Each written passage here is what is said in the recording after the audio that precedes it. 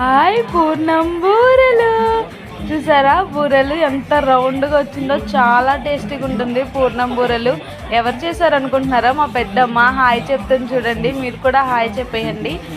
అయితే మా పెద్దమ్మ 1/2 కేజీ శనగపప్పు అయితే తీసుకుంది. ఆ లోటాతో కొలుచుకొని, ఆ లోటాతో 2 లోటాలు అయితే వాటర్ వేసుకుంది ఒక గ్లాస్ పప్పుకి.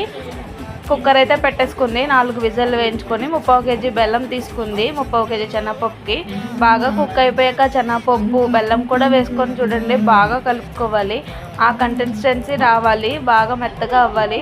మెత్తగా అయ్యాక అందులోనే పచ్చి కొబ్బరి వేసుకోవాలి, తురుము. చాలా బాగుంటుంది టేస్ట్ అన్నది. పచ్చి కొబ్బరి వేసుకొని బాగా కలుపుకొని లాస్ట్లో దించే ముందు ఇలాచీ పౌడర్ అయితే వేసుకోవాలి. టేస్ట్ బెల్లం ఉంటుంది, ఇలాచీ ఫ్లేవర్. ఇలాచీ పౌడర్ వేసుకొని లో ఫ్లేమ్లో పెట్టుకొని దగ్గరకు అయ్యే వరకు కుక్ అవనివ్వాలి. అదేమో కొంచెం సేపు ఫ్యాన్ దగ్గర పెట్టుకొని చల్లార్చుకోవాలి. అది లోపు చల్లారుతూ ఉంటుంది. మా పెద్దమ్మ అయితే సోప్కి రెడీ చేస్తుంది.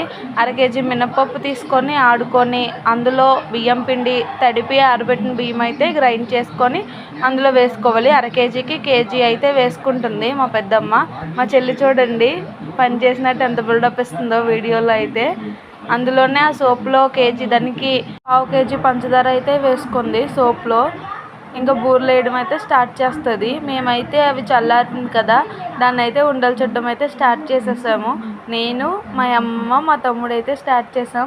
మా తమ్ముడు వీడియోలో కనబడ్డాను చూడండి ఎంత సిగ్గుపడుతున్నాడో. వీడియోస్ అంటే వాడికి అంత పెద్దగా ఇంట్రెస్ట్ ఉండదు.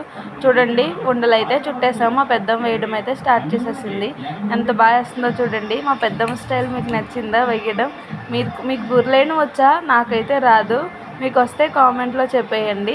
మా వీధిలో చిన్న చిన్న ఫంక్షన్స్, ఇంట్లో ఫంక్షన్స్ అయితే బూరెలు వేయడానికి అయితే మా పెద్దమ్మనే పిలుస్తారు. అంత ఎక్స్పర్ట్ మా పెద్దమ్మ బూరెలు వేయడంలో.